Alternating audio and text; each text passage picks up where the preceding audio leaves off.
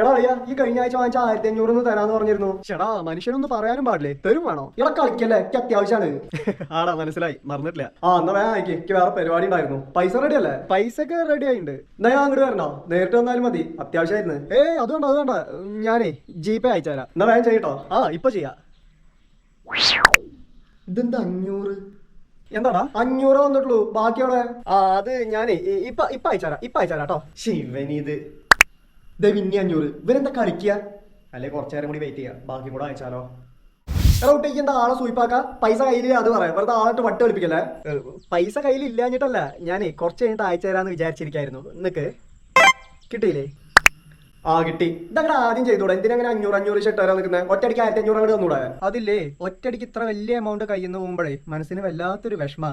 ഇതാകുമ്പോ കുറച്ചല്ലേ പോവുള്ളൂ, ആ വിഷമം അറിയൂല. ഒരു പ്രത്യേക തരം മനുഷ്യനല്ലേ.